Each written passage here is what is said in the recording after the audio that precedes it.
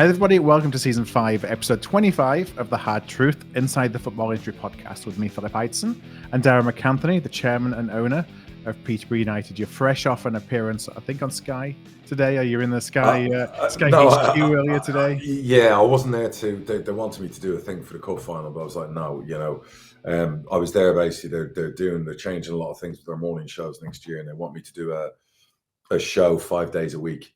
Kind of thing. So we were negotiating that and the ins and outs and whatever else. And, when I'm in the country, the time I'd have and how many days a year I could commit. So, yeah, it's a whole new morning exercise thing. An exercise, a whole morning concept they've come up with. And looking, I think all good broadcasters change up the programming and stuff. Yeah. So they wanted me to be like, with a presenter, be the main character on that show. And, and then obviously when I'm not doing it, someone else would fill in. So anyway, discussions are in the early stages. Well, so we shall see. There's a podcast that they need to sponsor. Yeah. That needs to be put into the pot there. It's nice to be fair, because TalkSport are trying to do the same. They're trying to do two different shows. And look, it's nice to be in demand by just juggling things. And, I got another kid going to college this summer. So, when my football career is over, it's good to know maybe there's a post-ownership career, in the media. But you will not be silenced.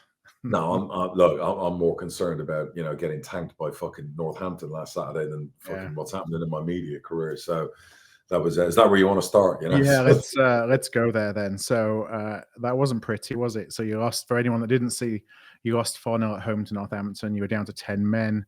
Disgraceful. Away the sending off. Why don't you talk us through it? Yeah, we've had some shit moments in this shitty fucking year, but that just wound me up and wound the manager up. Do you know what I mean? It's just a wound me up. I don't go in dressing rooms, but that wound me up like big fucking time. I'm like, we set a standard the last 10, 11 games, even losing against Reading, there was a standard in how we played. And then, you play Northampton, which is the Nene derby, whatever else. And they've done the double over us. I think that's happened in my 19 fucking years. They've had the odd win here and there, but the fucking double, and to come into our place in front of our fans and let them run all over us, we didn't have a wank in us. And that was a real concern. It was just like, it was, I could go right through the whole thing. The only person that came out with any credit was Ricky Jade-Jones. He ran his bollocks all. I mean, he was winning long balls from the goal kicks in the air, headers, and then chasing the ball. Imagine winning your own header and then chasing after. He did that 3 times, in the last 30 minutes. But the rest says about the support he had then. Yeah. I mean, I'm sure the manager dealt with the players and told him what he thinks. But that kind of sums our season up. That our players show up on Saturday for our home fans like that. So no, that didn't sit well with me. And it's really funny because we're at that stage where we're planning for next season, and me and the manager will have end of season meetings and also with the staff and recruitment, and you're making lists and whatever. And I'll tell you what, that game alone changed a couple on that list for me. It was like, oh, okay, because it's like if you can't show up in a game of that magnitude that means so much to our fans and put a shift in, then I'm questioning who you are and do we want you, kind of thing. So it's just a bit like that, we started badly. The red card, of course, we're 1-0 down. The red card exasperated, and right from Jed, who's been magnificent up until probably Crawley, and then dropped off a bit, and then he rolls the ball out and rolls the ball out to our defender, who then has to. Their player's about to score an open goal, so Teo fouls their player, and I'm already thinking, "Fuck me, it's not a red card," and obviously the ref takes out yellow, so you're like, fine. Yeah. And then I miss what proceeded. There was a melee of people, and Teo lost his head again. Second red card in 4 games. You just can't. Like, we've had 6 red cards in 40 games. It's 15% of the season. Red cards. You can't do that. Like, and particularly for players like Teo and Manny who've had 2 red cards.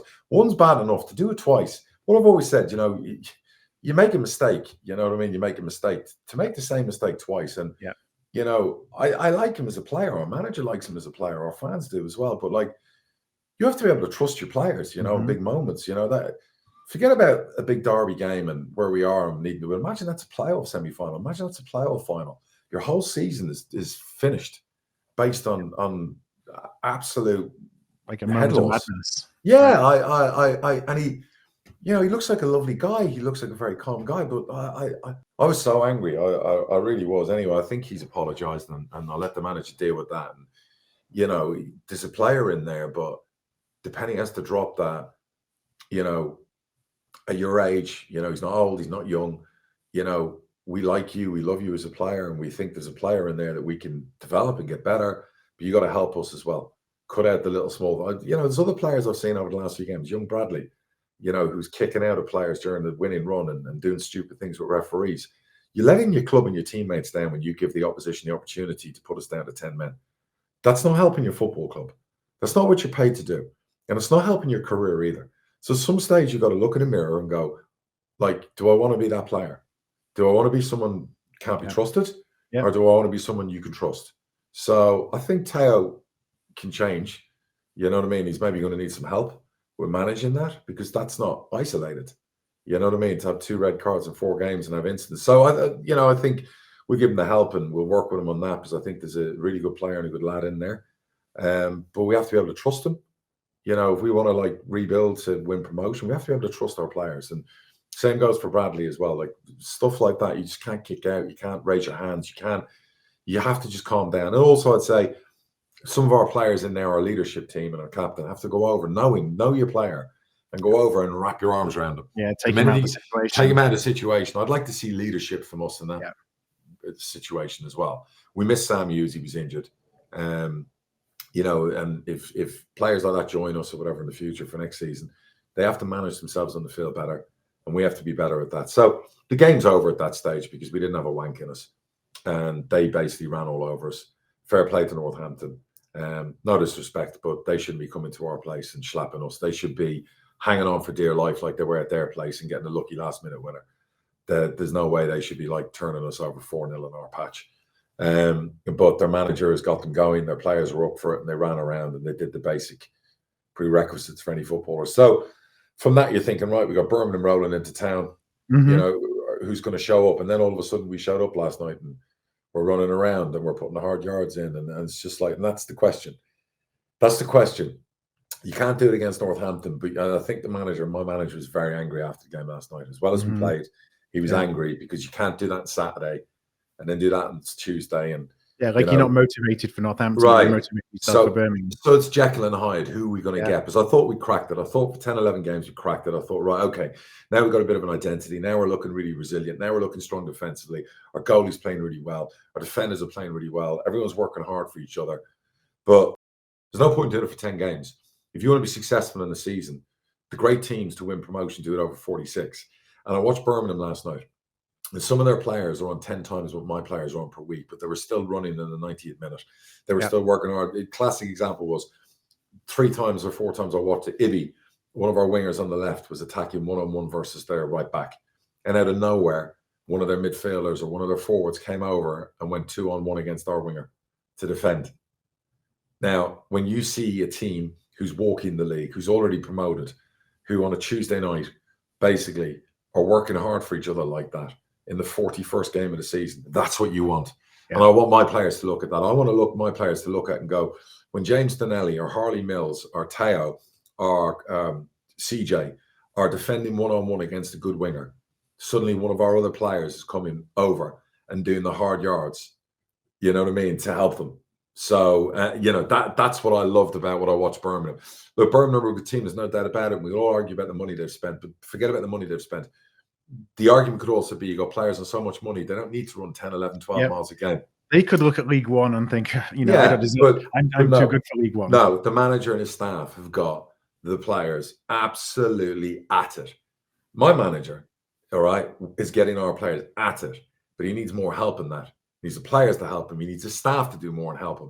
Do you know what I mean? Because, that's you look at that's the barometer to win promotion and play. And look, we could have gone under at 1-0 down. But we didn't. We equalized, and we were really good. Like Poku was unplayable, unfucking playable. Like, different level. Ricky, fantastic. There were like, Harley Mills, fucking phenomenal. Not just attacking wise. I mean, for me, of all the left backs we've got at our club, he's got the best delivery. He's got Harrison Burroughs like delivery.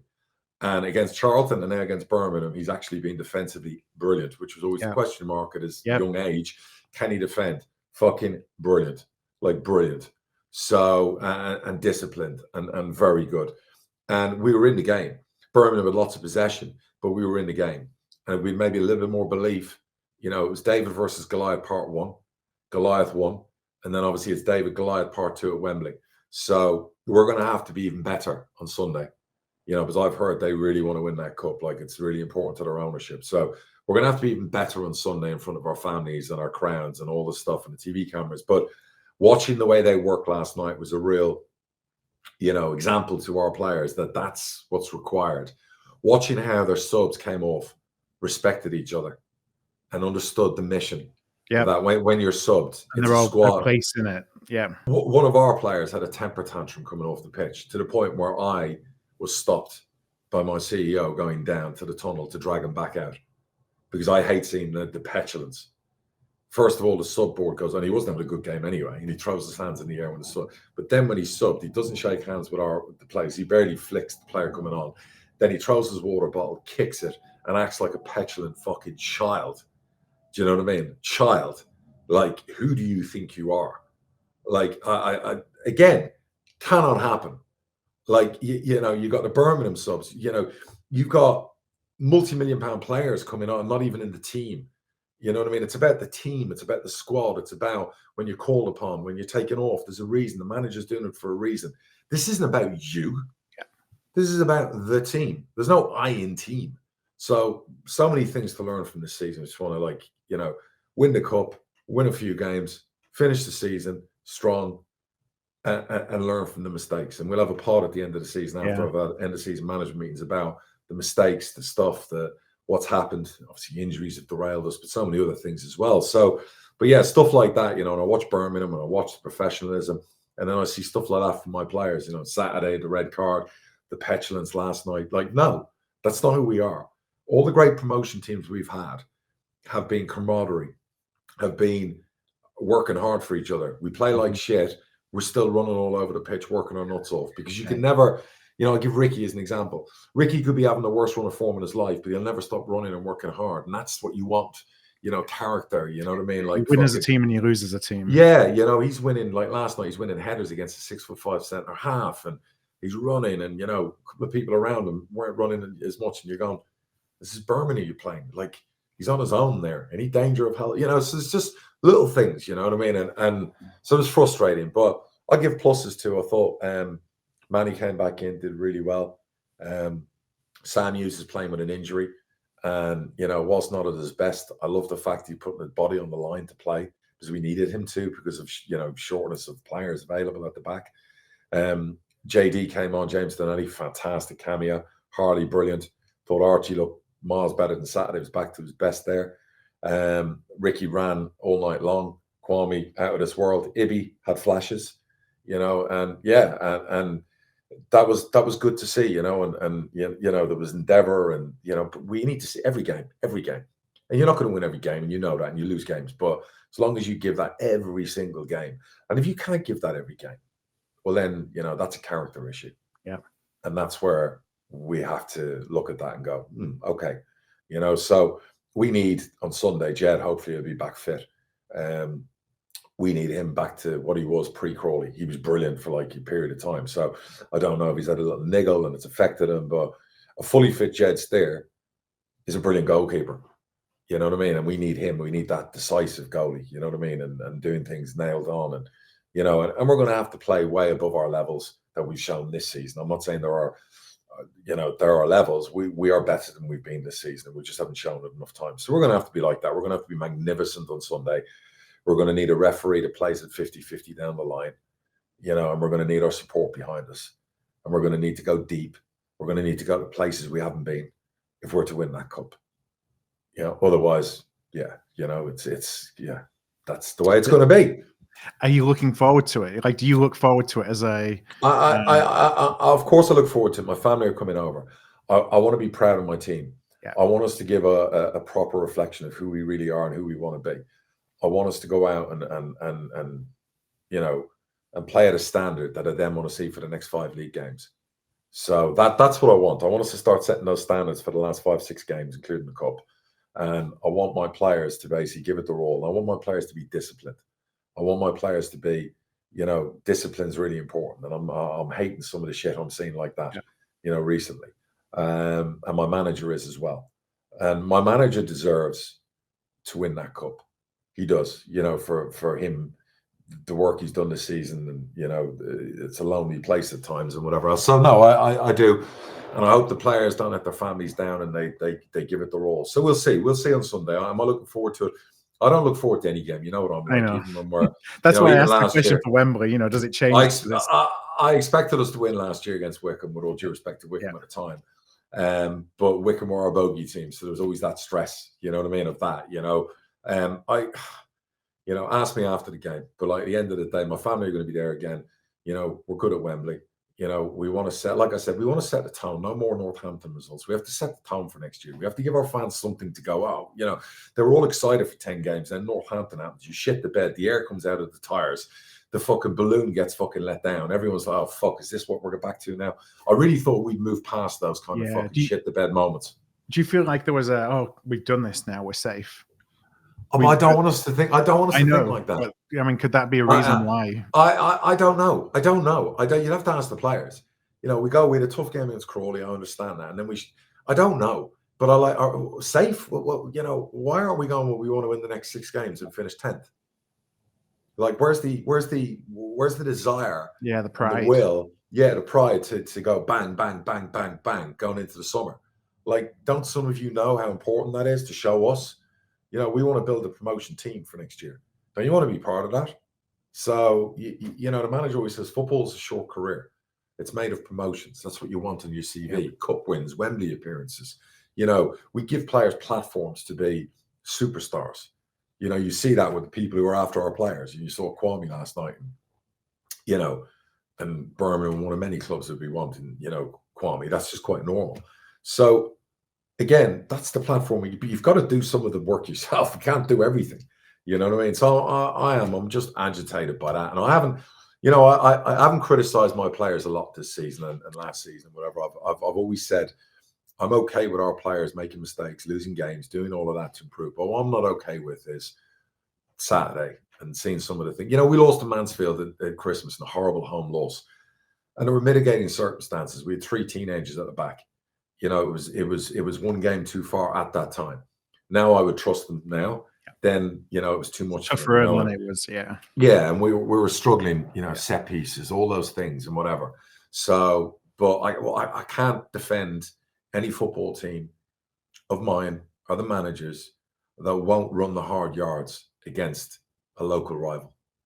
No, that's no, unforgivable. I can't defend ridiculous red cards. I can't defend petulance, you know, all those things. So we have to weed that shit out, and we're going to weed that shit out.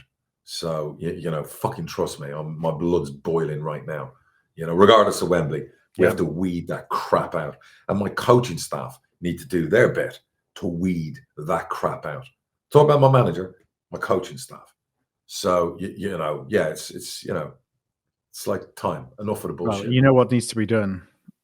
You know. Oh yeah. So anyway, enough about us. And look, Wembley's going to be great, and you know, I'm hoping for a great game. I'm hoping for a 4-3.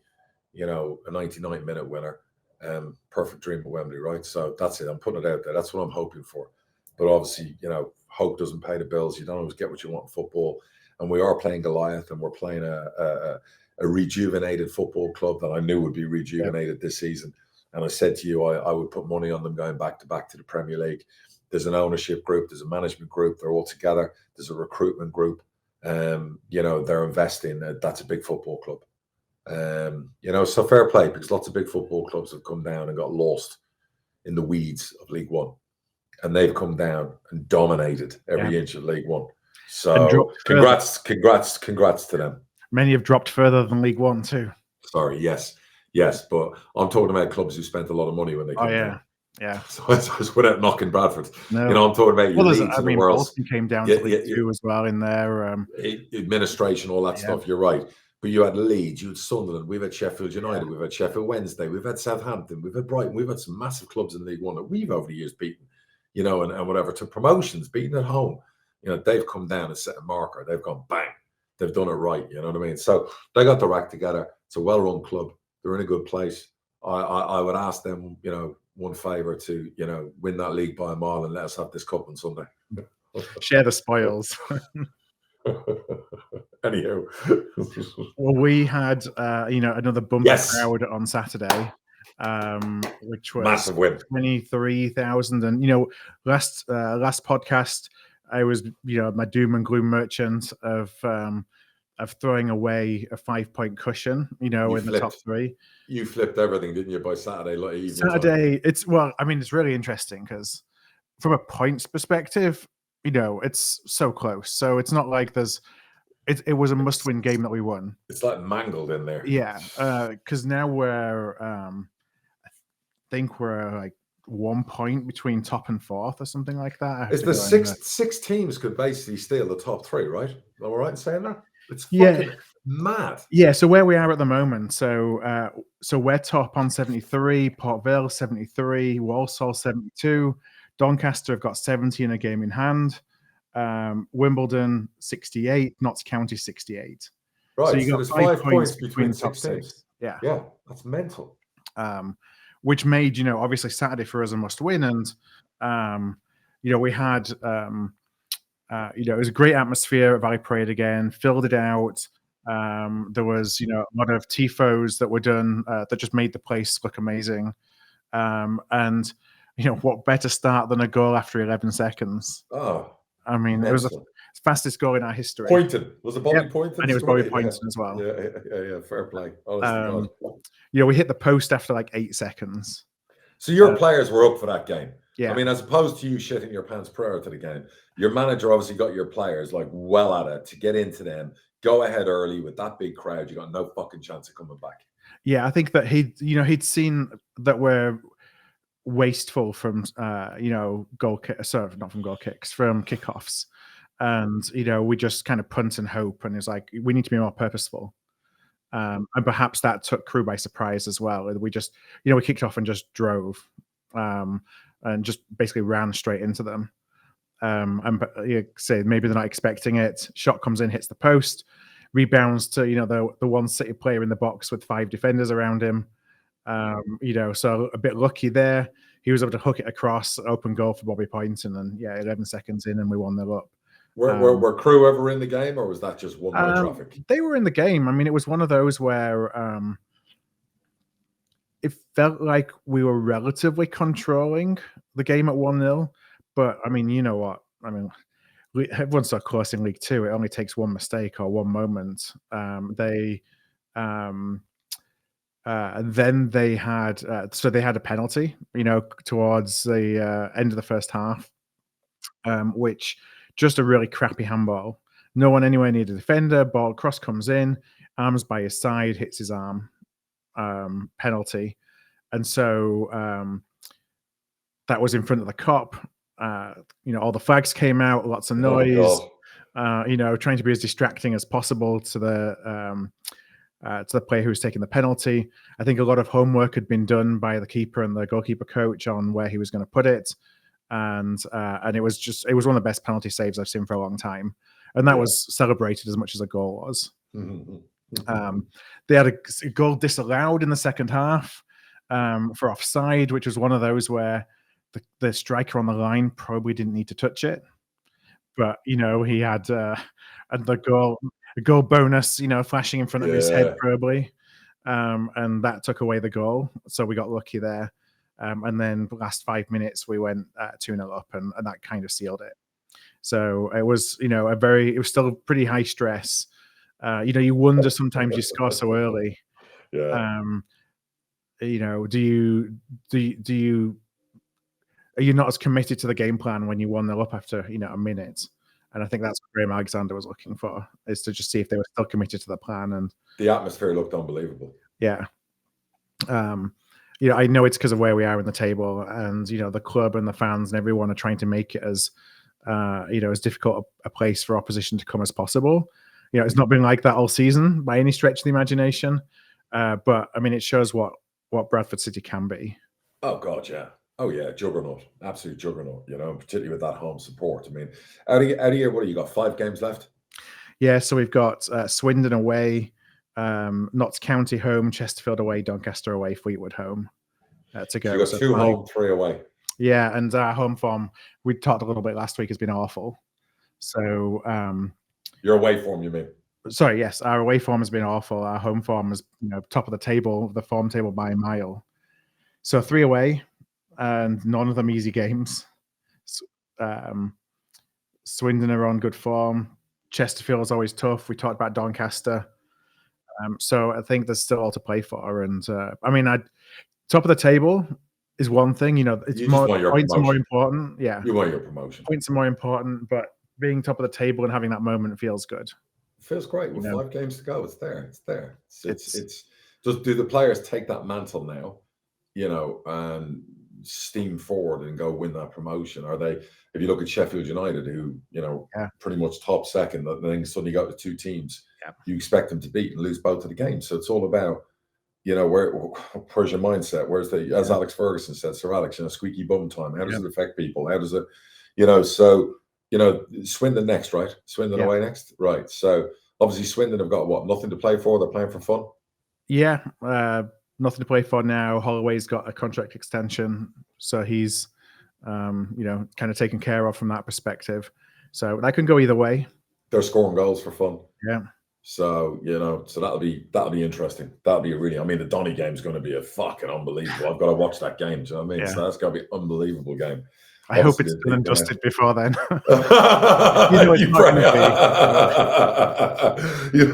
What you don't want is you don't want to be 3rd and they're 4th when you play. Your arsehole will need a proctologist visit. Oh, dearie me. I can't give you a bit. Oh, Jesus, the nerves. Yeah, it's already pretty intense. Going top, I was surprised. I know it's been a long time. It's been 40 years since we've been top of the table after Christmas in any league whatsoever, which is pretty crazy. Phenomenal, really. Phenomenal. Wow. Wow. So yeah, like we said, have we had our blip, or is that showing that the players can't do it when they really need to? Well, and the next few games will tell us. Yeah, well, I think the next game will tell you. I think you win the next game, you'll win them all. Yeah. I think you lose the next game, you got a problem. Because you want to know that Saturday wasn't just a one-off after a little blip. Instead, if you lose the next game, you're thinking, okay, this could be inconsistent now. And with 6 teams all to play for, what about Walsall fans? They must be fucking, their heads must be falling off. My God. And it doesn't look like it's getting any better for them. No. Their manager was highly confident. They signed a new deal. He does. They're like flying. If they, God bless them, if they fall into the playoffs, do you know what I mean? You don't fancy the chances, do you? No, not when you have that kind of seismic, decline. So, wow, I feel for their fans because they must be just like pulling their hair out. Yeah, you thought promotion was done in January. I did. I thought you wouldn't blame them either because it was I think they were 10, 12 points clear or something. They were just dominating every game. It was like for fun. We had scouts go watch their games and stuff, and they were just dominating for fun. They really were toying with people. So football's such a funny fucking industry where confidence, and we spoke about it before. One minute you think you're winning every game, and then you're thinking, where's the next win coming from? And it's the only thing in the world, that plays with your confidence.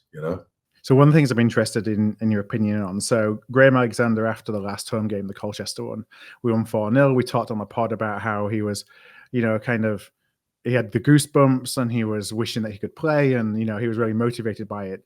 He said after the game this week, he thought he'd got carried away with the atmosphere, and he wanted to kind of he thought that might have contributed to the next losses that we had, and he wanted he's taking the blame.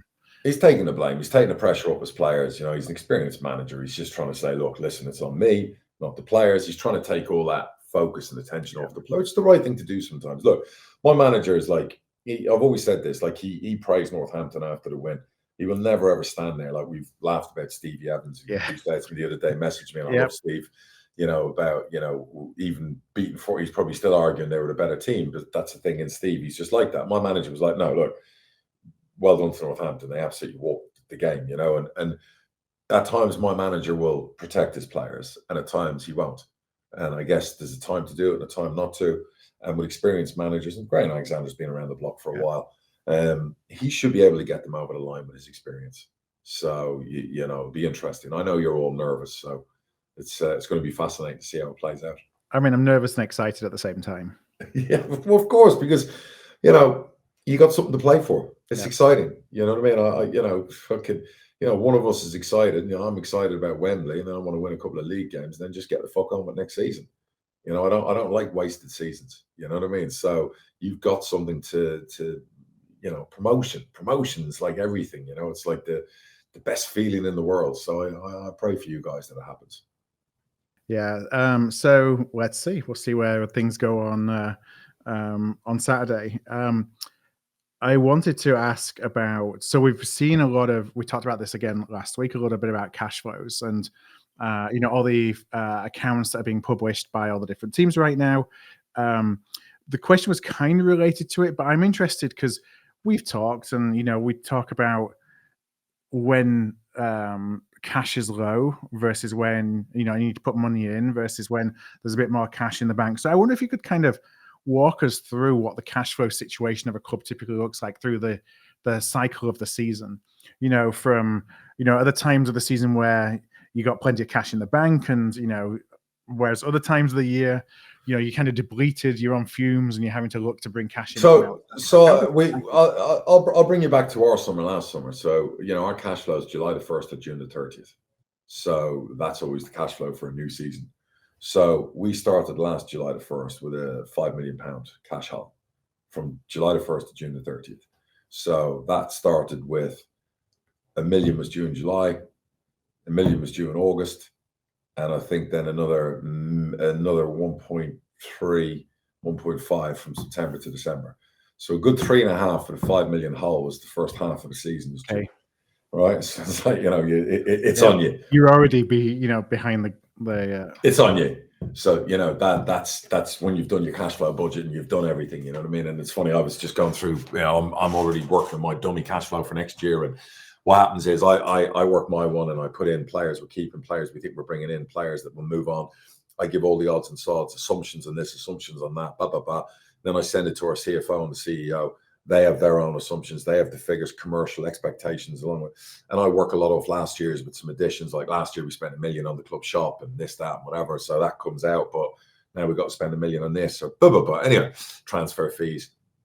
So then I send it to them and I go, right, this is my final thing. This is what I think we're going to be doing player-wise, you know, 4 out, 4 in, 5 out, you know, 6 in, you know, and this is the average wage we're going to pay for the players we're going to recruit and what we're going to spend. And then they come back. I have a figure already for next year, and they come back and tell me if I'm wrong. If I'm, hopefully it's better. But anyway, so we go into last July with that. I have a cash flow for every month. I see the figure, $1 million July, August. You know, when you got to find it. So I know that if I don't sell players, if I don't do whatever, I've got to find the money myself and And you know, obviously we knew with Harrison, Ronnie, you know, selling them, you know, would negate that 3.5 that side of Christmas. But at the same time, I had to go out and spend, and we spent, I think, 3.1 million. But then we spent that over 3 years. So effectively, it was $1 million, 1.2 million in this year's. So, so that still leaves. I think we rolled into January with about 1.3 holes still. So we go into January. So from January to June, there's going to be 1.3. I think it was like 300 grand in January. Deficit needed to be found. February, a couple of hundred, and then March, April was fine because that's your season ticket sales. But then May and June were big. They were like 400 and 500, whatever. So then we obviously had a decent cup draw. We played Everton, so a few hundred grand there. We did better because none of those cups are in the cash flow. Yeah, you kind of assume worst case for those. So we did we did okay in the cup, a few hundred grand on the Everton game. Suddenly the cash flow is down under $1 million. We sold Randall. It wasn't all paid at once, but it was in installments. So that brought it down a bit more, I think down to like 700 grand. Then we bought Carl Johnson. So maybe that brought it back up then a little bit. You know, we brought in 2 players that weren't in the budget, Sam Hughes, Teo. Suddenly gone back up again. So the hole's gone from 1.3 down to about 600. Now it's gone back up to 800. And then we got to Wembley and, you know, all those things. And suddenly you brought it down to 500. Yeah. So right now, going into January to June, it was originally 1.3. Now it's down to 500, and I've got to put in, I think, 280 in May, and then the balance in June. And then we have a whole new cash flow start all over again. So that's how it evolves and changes and whatever. But obviously the call is on me to put in. And obviously with markets and everything going on the last week or whatever else, don't even get me started, big bad orange man. But with all that chaos going on and whatever else, my stomach and my arsehole have been like a pair of twins, you know what I mean, in tandem, like fucking in bits. So there's all that, stuff going on, and yeah, it's tough, it's stressful, it's tough. It's like I can't speak for other clubs because we're unique in. I missed the pre-COVID days when our cash flow hole was 2.5 mil. Yeah, I'd sell a striker and it was done, and we didn't have to sell 2 or 3. I'd have to maybe sometimes put in 500 grand. Maybe I'd get half of that back before the end of the season. So it was whatever. Post-COVID and all the losses and all the things that happened and partnerships breaking up and deals getting done, where we went from 2.5 to 5 mil. Yeah. For a club our size, and people are screaming at me about spending money and doing this, and we're still spending money in the transfer market. We're still buying players, and it's sometimes I do wake up and go, you know what, I'm just selling those players. I'm just going to wipe out the debt. I'm going to wipe out everything. But then where would we be? Yeah. Then where would we be? We're not going to compete. We're not going to be, and I know we haven't competed this year, but usually we are. But we're not going to be that team. And part of me is like, I always want to be that team. And I know people are like, yeah, but the debt, you need to get the debt down and debt it down. I get it. I understand. But the way we operate gives us a fighting chance every year. And I will crack the code and I will reduce the debt, but I still want to compete. I still, want to be up there. And you're ambitious. 20 years, I haven't cracked the code to stay in the champ. I want to crack that code before I'm done. There's things you have yourself, your aims, your targets, your aspirations, and one is get promoted, and 2 is crack the code of staying in the champ. And Coventry and Luton and all those clubs who did it and then benefited from doing it and cracking the code and selling players for 20 million instead of 6 million, where the 20 million makes a massive difference to your academy and your transfer budget and there's so many things I want to do. And getting cash flow under control is a big one. I don't want £5 million cash holes every year. But going through the figures, Kieran Maguire was posting all these losses and whatever else, and it was like, it was fucking mind-blowing. Like, and I get it, our accounts aren't fucking pretty to look at. I get that. But like I've always said, we have players, we have assets, we have whatever. But I'm looking at some clubs where they probably wouldn't get 100 grand for their players and they're losing fucking millions. And I'm like, whoa. Like, whoa. Are there other sources of funds that are available typically for clubs to close the gap, or is most of it owner? Is it owner is obviously a lower cost of capital. Yeah, well, I mean, an owner puts in. I mean, I've never charged, me personally, I've never charged interest on my loans. I've had loans for 19 years in the club. I've never ever charged interest. So, obviously, I went down the route, and we, after COVID and what happened, my partner's leaving. We took on loans to help at the time, and they were high interest loans, which we've reduced.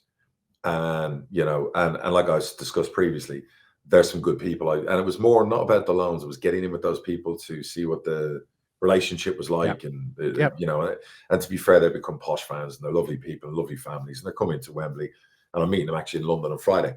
And the idea being is they'll, those loans will be taken out, and I'll give them shares instead of the loans. So we reduce those loans, and we're working on the schematics of that. But more importantly, and it's not about financial support from them, they're like-minded people, they're great business people, they're really, really savvy. They see things maybe I don't. I'm not an egomaniac to the point, or a megalomaniac where I think I know it all. So I'm always happy to take on, partners. I've got Ian Crawford, as a minority shareholder. He's a great sounding board for me, great pal of mine. And these guys are the same, and they all have different, unique business skills. One's in manufacturing, one's in private equity. They're all different, but they have different views on things. And you need that when you're running a football club, not just financial support. You just need those sounding boards. You need it for any business, don't you? Because I think one of it can be a blind spot, but you don't know what you don't know. And if you acknowledge the fact you don't know what you don't know, then that opens you up to seeking other opinions and perspectives. You're absolutely. If I'd had that at 28, 29, when I was ruling the overseas real estate world, I'd have been a billionaire. If I'd had like sounding boards and good partners, I'd have rode the storm, and I'd have been the biggest private company. Maybe I wouldn't turn down the bid that was made for my company at the time, but if I'd had, I was too young, and I didn't do partners, and I wasn't interested, whatever. So it's fascinating, really. But I look at some of the clubs and I go, my God. And I know we're bad and our accounts look bad and messy and everything else, but I do look at other clubs and I go, like, Well, I was reading through Kieran's different thread, and it was like there were non-league clubs losing 3 million, and and I'm just racking my brains because they're not even competing. They're not even up there for promotions. They're not, because some clubs you can go and you look at Stockport's accounts and go, oh my God, Stockport, look at what they're losing. But then you'll say, to flip to their owner, and he's a very wealthy guy. Hang on a second. He's taken them from non-league. He's won promotion from League 2, and he's got them going for promotion in League 1. So the price of the investment is the club could get in the Championship. Yeah. So there's an end goal. So I can't criticize them.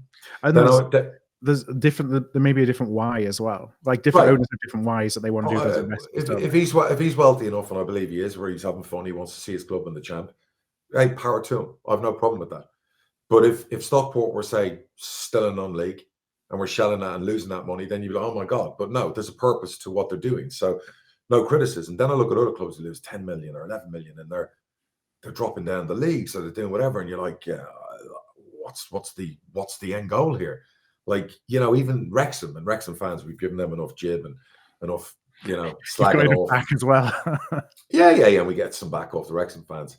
You could turn around and say the Hollywood guys that there's a reason what they've done, and it's all paid off, and they're now actually like their turnover and the commercial deals and the value of the club, and they've now got real big hitters on board, which is really clever because they're going to need it in the champ. They're getting rid of debt, and they're building a new stand, and they're making, they have 20,000 people in the stadium. They could be the next Bradford. All those things. There's a purpose to their spending. Yeah. So we might joke about them spending 3 million in January, but there's a purpose to what they're doing. And, so then you have to give credit that you're not being reckless in your spending because there's a purpose to the spending. If you're being reckless in spending, there's no purpose. You're just spending it and you're not going anywhere fast as a football team. That's a problem. Yeah. So I always want purpose to what we do. We invested a lot in the transfer fees this year. The reason being there's a purpose that by year 2, a lot of those players are going to be the next batch, and we'll sprinkle and add to it, and we'll suddenly become that force we want to be. So the purpose is, yes, we're spending, yes, we're selling, but we're not just selling and clearing debt. We're selling and spending and investing. Because if you just sell and you don't invest, you suddenly wake up and find yourself in the Ryman League, if that still exists. Yeah. So we've always sold and invested, and everyone knows that. So yeah. So anyway, that's the financial aspect of it. But some of the stuff is scary, like really scary. Wow. Does season ticket sales getting earlier and earlier and earlier play a role into trying to get cash flow before the summer? Yeah, I think it depends. We do it. What is it? Chris would have to correct me. Chris Brewer and his team do a brilliant job. Ours is usually March, April. I think it's March, April. You don't want to do it earlier because it's Christmas and you kill fans. But what we are piloting was my idea 2 years ago, and we're right now behind the scenes working on it. We're spending money, investing in it. Is the Netflix subscription for Peterborough fans of 12 months. We want our fans not to be hit in a March or an April. We want our fans to be the VIP gym membership of, if you spend £1,000 a year with Peterborough, instead of spending 700 quid on a season ticket in March and 300 quid in kit, merchandise, whatever in the summer, we want you to spend 100 quid a month. Yeah. Through the year. And you get your season ticket, and you get your home and away shirt, and you get this and you get that. And you get a platinum status or titanium status and a gold status, the family status. And we want people basically on the monthly thing that is all, done that way, which we think it's going to hurt the first year we do a cash flow. Yeah. But we think by year 2, it will help us on the cash flow as well. You know what I mean? Where every month for certainty, that's what's going there. So that's something we're trial testing, and I call it Posh plus plus. So we have to come up with it as a project name. Do you do direct debits at the moment, or would that be new? I think not direct debits. I mean, kind of the recurring payments for season tickets versus there's a finance thing we offer, I think, for over time.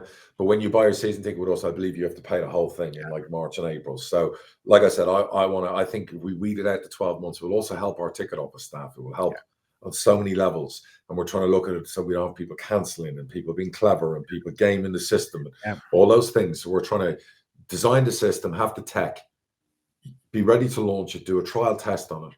I think by 27 we want to roll it out. We want to have different tiers and give our fans the flexibility, give families the financial flexibility and freedom that they're not getting fucking caned once a year. And we think that might work. And we also think instead of selling 5,000 season tickets, I actually think we can sell 7,500 of those and really move up a gear. But, so, that's one. So we do that. We offer 12-month. Right. Okay. Do you do everything for 12 months? So it's only the season tickets. Well, I'm so talking about everything. Phil, yeah, I'm talking about your shirts, your shop spend. I'm talking about like you get vouchers worth so much money to go and spend in the shop or whatever. Absolutely. I'm talking about everything you'd spend in a typical year with Posh, giving it to you monthly. Like a credit on that you can go and use everything. Absolutely. Voucher for your drink, for your sandwich. I'm talking fucking everything. The Mac Daddy that you could, I don't know, I'm trying to figure out here. You pay $2,500 or whatever, or $3,000, whatever, and you're getting your 46 home games, you get away games, you get 2 shirts. You get 100 quid in the shop at Christmas to spend. You get food and drink every Saturday. You get Posh Plus, the subscription, service here to watch games if you're not in the stadium. You get the fucking Mac Daddy that you're paying 170 quid a month to. That if you're a typical fan and sit down and add up what you've spent on Peterborough, it could be more than that. So, but and I don't want people quoting me. Like, oh my God, Peter, we're going to sell a £3,000 ticket. I'm just there's also levels, right? And that's what we're trying to work out. We don't want too many levels because confusion. But you might have 3 levels, 4 levels. You might have 3 singular levels and a family level. So and all it's to do is I love, I'm a multimillionaire and I still love paying things monthly. And I'll give you an example. I go to Dubai every summer with my family. And I spend, and I let everyone in on the secret. I stay in a villa in a hotel because it's like I like the hotel aspect of it, but I like having the private villa, with the pool, the butlers, the whole thing. And I spend for 20 days every June, because that's my time with my family, 200 grand on the villa and 50 grand on flights. So it's, and I don't want people to think I'm a prick saying this. I'm just being honest and truthful. My holidays have always, throughout my business life, were more important than cars and everything else, because I think when you are full on like me, you need that downtime. So I spend a lot of money on that. And I do a deal with a hotel where I pay them for a year. So I don't get hit with 250 grand at the worst time football-wise for cash flows in the summer on a credit card. So I basically pay pretty much, monthly in advance when I've worked out my deal. It's getting tougher because these fuckers keep putting the prices up. So I work out a deal, and because I've been going with them for 8 years, they allow me to do that. And I usually pay good in advance, of going, but it's over time. And because my outflow is so cash flow up and down and whatever else, where it can be expensive months, bad months and whatever, it allows me the freedom of not getting hammered in the end of June going into July at 250, 300 grand for a fucking holiday. So I'm not trying to say I don't notice 20 grand a month, but it's a lot better than being hitting. Does that make sense? Yeah. So it's because I think subscriptions allow you to better plan your own cash flow over the year. And it's almost, so I think that you get into this, so long as you got the base income to cover ultimately the payments over the year, you get into a bit of a set and forget. Absolutely. Cash flow for me is like, can be fucking magnificent. A month ago, I was fucking in great spot. In the last 10 days, I was fucking absolutely out of cash flow because of markets, because of margins, because of everything. Do you know what I mean? It's fluid. It changes. You know what I mean? And the markets nowadays, by this afternoon, it could be up, it could be down. So things change. Yeah, I know. So my point is that if I buy a business, it's usually over time. If I sell a business, I'm okay doing it over time. I have no problem with that either. I've just invested in a new business I've launched in Dubai. It's going really well. We already employ like 100 people. And again, it's been, it's over time, and it'll be probably 6 months before I make any money, but it'll be good money when I do. So everything's cash flow and whatever. And I buy players the same way. Yeah. You know what I mean? I brought that in big time down in the lower leagues years ago. So I buy players the same way. I'll have a club going, we want 200 grand for a player. And I'll go, no, I'll give you 220 and I'll pay it over 24 months instead of now for 200. And they're like, oh, so we make an extra 20 grand. We've got to wait. I'm like, if you can wait for the money, we'll give you more. So that's how I've always thought. But anyway, so enough about my holidays and living and whatever else. So it's like, but yeah, so I am a big stickler for, because my OCD, I have a document on my thing here with all my overheads in the world every month.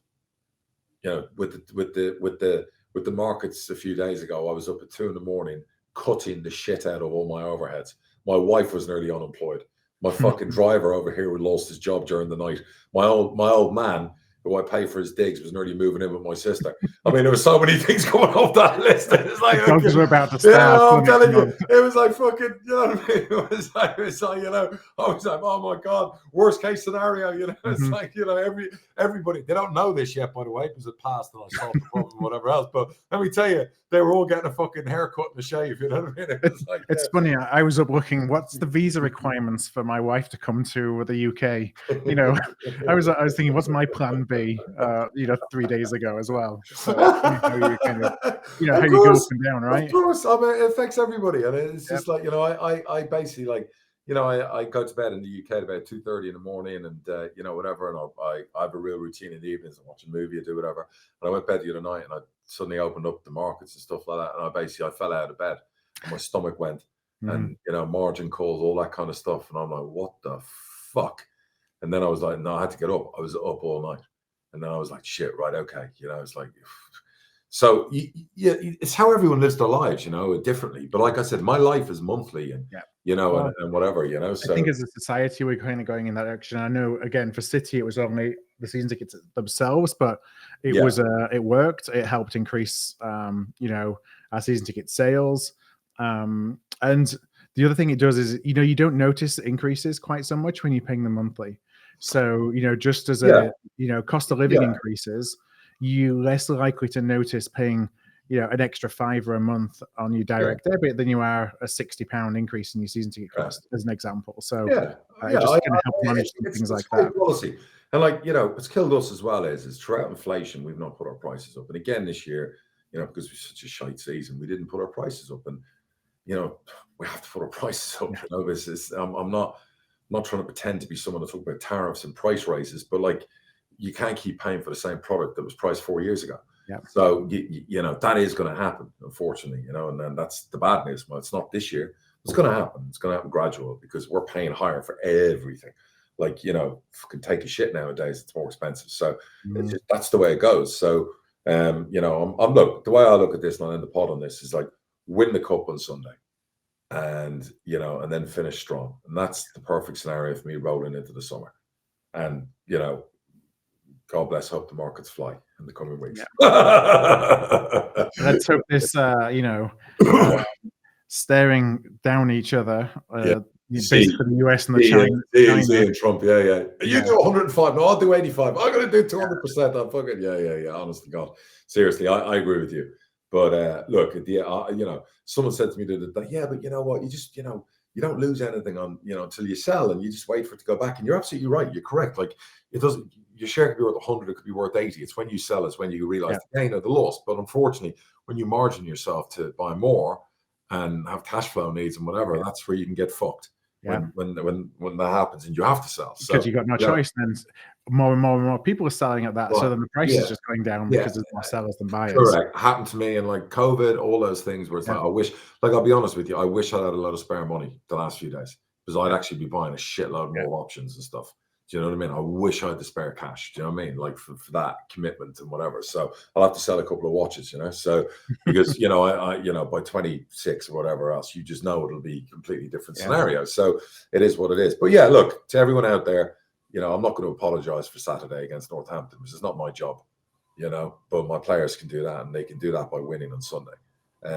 You know, but yeah, we're this can never happen again. Some of the stuff I've watched, and to the Bradford fans, hang in there, and God bless you, and hope you win your promotion. And again, once again, congratulations to Birmingham. Magnificent achievement in the way you've done it, and you know, credit to your ownership. Well done to you. All right, well, we'll be back hopefully next week. We should have plenty to talk about with the games that are coming up. So thank you, as everybody, for listening. As always, thank you, Darragh, for your time on a busy week, and we'll be back in touch with another pod as soon as we can. So till next time, thank you, everybody.